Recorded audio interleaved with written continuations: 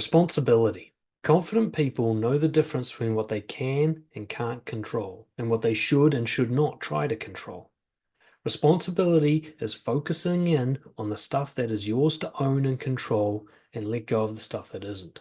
What this really boils down to is your actions and reactions. That's about it in terms of what you can control. You can't even really control your own thoughts and feelings. They kind of just occur to you. But once they have occurred to you, once they've taken place in your conscious awareness, you have a choice about what to do next.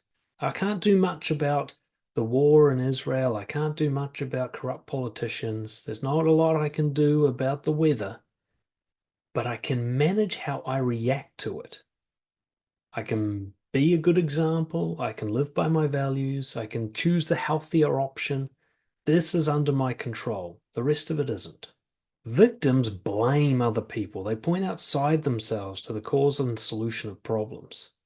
This creates not only pointless suffering, but it's also inaccurate. But see, no one really harms you. No matter what I do to you, your brain has to interpret it in a harmful way for you to be harmed. There are things that you think are harmful that other people think are funny. It's all completely subjective. And even if something really quite objectively bad happens to you, like really abusive stuff happens to you, it's still on you to get better. It's still on you to heal.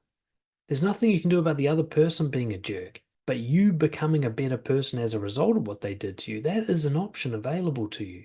You can either be fragile or anti-fragile. It depends on how you react. Most people I see playing the victim-hero role. It's a name I made up for those people who see themselves as the victim, but also are kind of proud of it.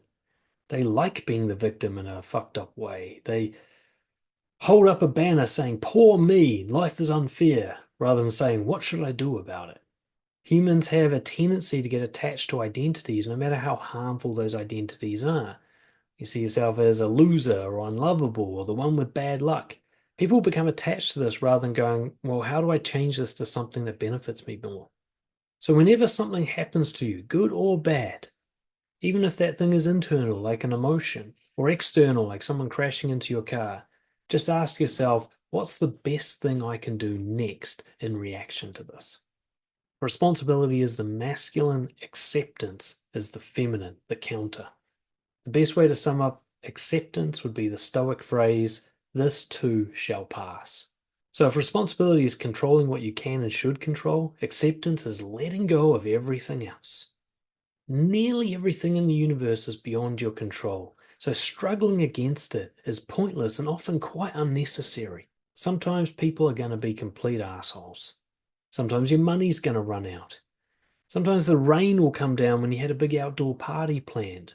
This is just the way life is, and there's nothing you actually need to do about any of these things. These setbacks are not exceptions. You're not being unfairly targeted by the universe. In fact, most of the time, you're probably doing better than most other people. I mean, if you're the kind of person who has the access to technology and the free time to watch a video like this, you're crushing it compared to other people in terms of the whole population of the earth. The quicker you come to terms with the fact that life does not give a shit about your preferences and your feelings, the easier it will be to move through life. Fragile people who don't accept the world tend to thrash pointlessly against reality. They try to control things they can't control, like world politics or the service at a restaurant or the choices that their children make. All this does is lead to pointless effort and suffering. More importantly, if you pay attention, especially when you're watching other people do this, and ask yourself, is there something better they could be doing with their time? The answer is nearly always hell yes. So when things don't go your way or things upset you in the world, resist that first urge to do something about it and ask yourself, is this really where I should be spending my time and effort and energy? Is this the hill I want to die on? Or is this something that I should just leave to pass on its own, like a cloud in the sky, and come back to responsibility and focus on what I can control? The question you can ask yourself, is this the best impact that I can have on my own life, the lives of my loved ones, my little corner of the world, or is there something better I could be doing? Focus and presence. Regret's living in the past, worrying is living in the future. Both of these things are fictions. Memories are skewed, the future hasn't happened yet, it's imagined. The present is all that's real. Confident people live in reality.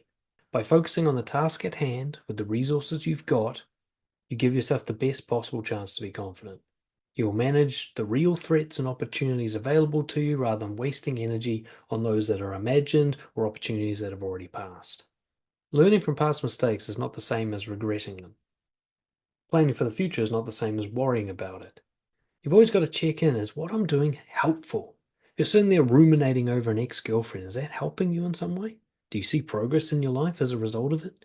When you're worrying about all the things that might go wrong at that job that you're applying for, do you see your life getting better as a result of that worry? If not, then you're not being confident. Too many people live their entire lives without ever really living them. They spend so much time reliving the past or worrying about the future that they're never actually here and now having a life. It's more like they're watching a movie, an imagined movie of a life, until they die. Most of what you worry about has not come to pass, and most of what you regret has no lingering after effects. You're fine. You didn't need to regret it. Just learn from it and move on.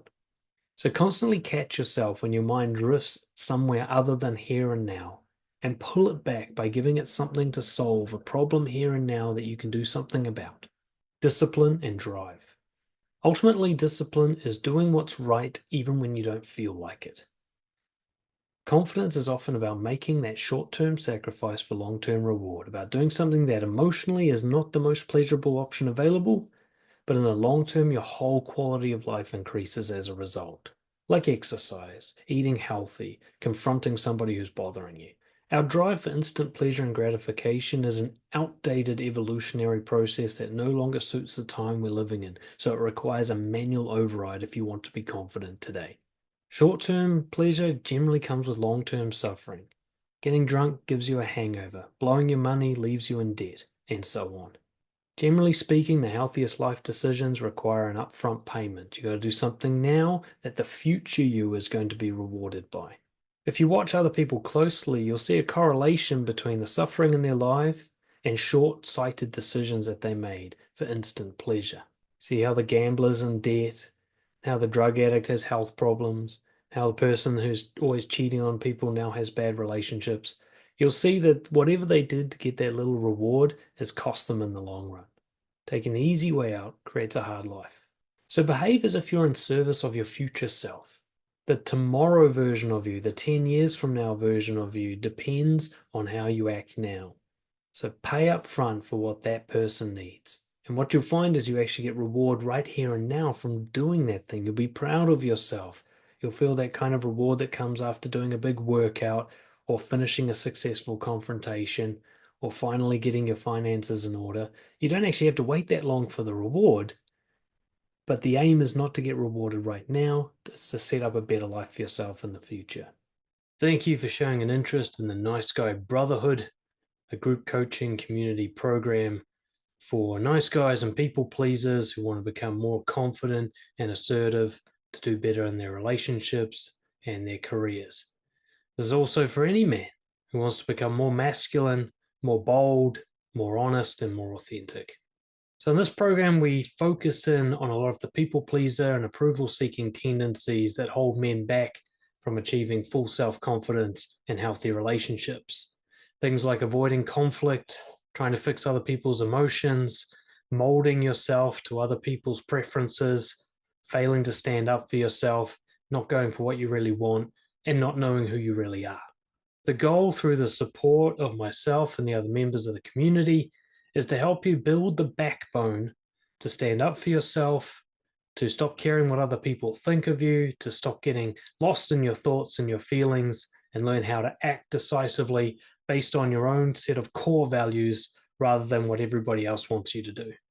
So we're looking to replace things like conflict avoidance and procrastination and trying to please others with going for what you really want based on who you really are. So we address all these issues through a number of methods. Firstly, we get together each week for a group session. Now, part of that is what's called hot seat coaching, which is somebody gets on the mic with me and we do a coaching session in front of the others, and everybody gives their feedback and support, and we can deal with specific issues that's coming up for that person in their life in relation to building confidence and overcoming nice guy syndrome. We also have group discussions during these calls. We share links and resources feedback, questions, and everything we can do to support each other's growth. And then also alongside these group calls, you get access to my full online library of self-development courses, which includes things like building rapport, setting boundaries, and learning to confront your fears. Now, if you're interested in the group, we have a deal where you get your first month for just $1 so that you can try it before you buy it and get a sense if it's really right for you and if these are the people that are going to help you achieve your goals. Once your first month is up, if you want to continue, then we have a monthly membership subscription. It's $250 US per month for full access to everything. This includes the entire archive of recordings from all the calls that we've had so far. And if you come along with a friend, both of you will get a 50% discount for joining together. There's what we call a zero risk guarantee. If at any time you're unsatisfied with the program, you can quit and you'll get your money from the last month given back to you, no questions asked. So come and check it out. If nothing else, for $1, you get access to everything for an entire month. No risk. I'll even return that dollar if you're not satisfied, because that's how confident I am that this program is going to change your life.